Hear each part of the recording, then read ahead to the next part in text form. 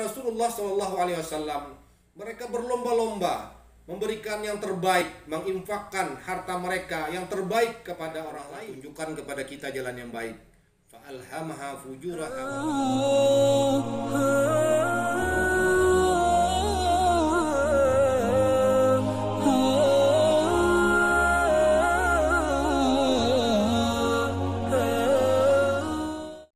Assalamualaikum warahmatullahi wabarakatuh. Bismillahirrahmanirrahim. Alhamdulillahi rabbil alamin. Alhamdulillahilladzi wassalana syahra Ramadan. Wassalatu wassalamu ala asyrafil anbiya'i wal mursalin sayyidina wa maulana Muhammadin wa ala alihi wa sahbihi ajma'in. Amma ba'du. Saudara-saudaraku kaum muslimin rahimakumullah. Bersyukur kita kehadirat Allah Subhanahu wa taala dengan banyak mengucap alhamdulillahirabbil alamin. Kita kembali dapat memasuki bulan Ramadan 1443 Hijriah. Salawat dan salam tak lupa senantiasa kita panjatkan kepada junjungan kita Nabi besar Muhammad sallallahu alaihi wasallam, pada para sahabat beliau, kerabat beliau, bahkan umat beliau ila akhir zaman. Saudara-saudaraku kaum muslimin rahimakumullah, ketika terjadinya hari kiamat, Allah Subhanahu wa taala menginformasikan di dalam surah Al-Waqiah bagaimana kondisi pada hari itu. Gunung-gunung dihancurkan, bumi dimusnahkan, manusia dan makhluk yang tersisa seperti debu yang berterbangan di udara. Dan setelah terjadinya hari kebangkitan, Allah membagi umat manusia ke dalam 3 golongan. Sebagaimana firman Allah dalam Al-Quran surah Al-Waqiah, wa kuntum azwajan salasah, dan kamu pada hari itu kata Allah akan dibagi kepada 3 golongan. Golongan yang pertama adalah fa ashabul maimanah ma ashabul maimanah. Golongan pertama adalah golongan kanan. Nah, Allah menginformasikan alangkah bahagianya termasuk golongan yang kanan ini. Karena apa? Karena mereka akan meraih kemuliaan, akan meraih rahmat dan kasih sayang Allah Subhanahu wa taala dengan berbagai kenikmatan surga yang diraihnya. Yang kedua adalah ashabul masy'amah ma ashabul masy'amah, yaitu adalah golongan kiri. Dan Allah menginformasikan bahwa betapa sengsaranya ini orang-orang yang termasuk di dalam golongan kiri. Kemudian yang ketiga adalah as-sabiqun as-sabiqun ulaikal muqarrabun. Golongan ketiga adalah golongan orang-orang yang terdahulu, orang-orang yang segera berlomba-lomba di dalam menjalankan perintah Allah Subhanahu wa taala. Kaum muslimin rahimakumullah, informasi Al-Qur'an tentang golongan kanan ini dimuat di dalam surah Al-Waqiah ayat 27 sampai 40 secara gamblang, di mana mereka akan mendapatkan kenikmatan yang luar biasa. Mereka mendapatkan rumah-rumah, istana yang bagus, istana yang mewah, buah-buahan yang tersedia, air yang mengalir, minuman khamar, susu yang sangat lezat untuk diminum, dan berbagai macam kenikmatan-kenikmatan lainnya. Sehingga sekali lagi, maka beruntung sekali orang-orang termasuk dalam golongan ini. Kemudian golongan kedua, ashabul masy'amah, adalah golongan kiri. Ini juga diinformasikan Al-Quran bahwa mereka akan dapat kesengsaraan yang luar biasa. Orang-orang yang termasuk di dalam golongan ini, mereka akan diberi makan buah zakum, yang konon katanya buah zakum itu belum dimakan, disentuh di bibir saja sudah hancur bibirnya. Nah, kesengsaraan yang luar biasa dan berbagai macam kesengsaraan lain yang mereka dapatkan sebagai balasan orang-orang yang termasuk di dalam ashabul masy'amah atau golongan kiri.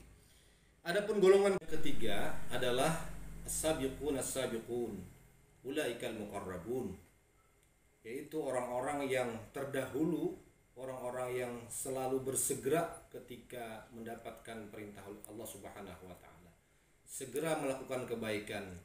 Dan mereka ini adalah orang-orang yang sangat terhormat, sangat mulia dibandingkan ashabul yamin. Kalau kita ingin melihat kedudukan as-sabiqun as-sabiqun, tentu saja ini adalah kedudukannya para rasul, para nabi, para aulia as-solihin, Yang kaum muslimin rahimakumullah, mereka yang termasuk dalam golongan as-sabiqun ini adalah orang-orang yang sangat dimuliakan Allah Subhanahu wa taala. Level mereka ini tentu saja berada di atas ashabul yamin atau ashabul masy'amah yang kita sebutkan pertama kali. Mereka akan mendapatkan kedudukan yang sangat terhormat. Ya, kalau sekarang mungkin klaster nomor 1, istana-istananya yang mereka dapatkan di sana. Al-Quran menginformasikan bahwa mereka akan disediakan rumah-rumah atau istana yang sangat mewah dengan berbagai fasilitas yang sangat luks dan disediakan bagi orang-orang yang terdahulu atau as-sabiqun. Pertanyaannya adalah, apakah kita bisa meraih martabat kemuliaan as-sabiqun ini? Ibnu Katsir dalam tafsirnya menjelaskan bahwa yang termasuk as-sabiqun ini adalah orang yang selalu bersegera ketika mendapatkan perintah Allah Subhanahu wa taala. Orang yang selalu berlomba-lomba dalam kebaikan, menyegerakan kebaikan, dan ketika mendengar tausiah misalnya dari seorang ustadz atau dari khutbah dan seterusnya, dia akan segera melaksanakan perintah-perintah itu.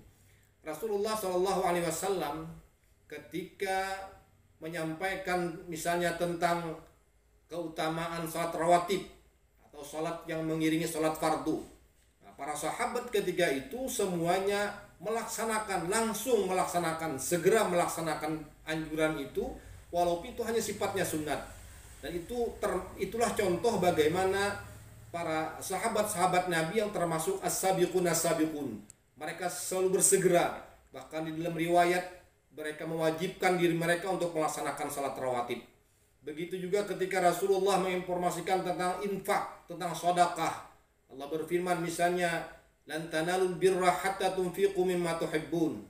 Kamu, kata Allah di dalam Al-Quran, tidak akan mendapatkan kebaikan sehingga kamu menafkahkan apa yang kamu cintai, apa yang kamu sukai.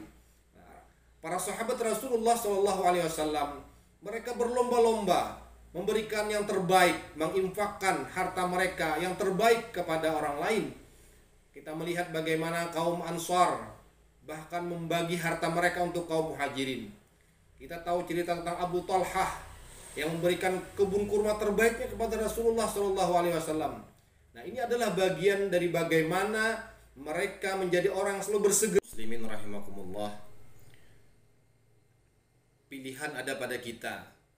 Apakah kita memilih golongan yang ashabul yamin, ataukah ashabul shimal, ataukah as-sabiqun.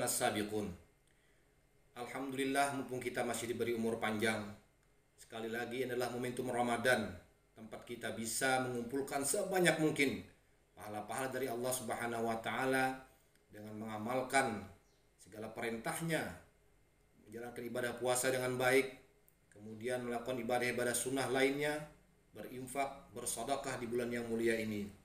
Karena sekali lagi Allah telah tunjukkan kepada kita jalan yang baik. Fa'alhamaha fujuraha wa taqwaha.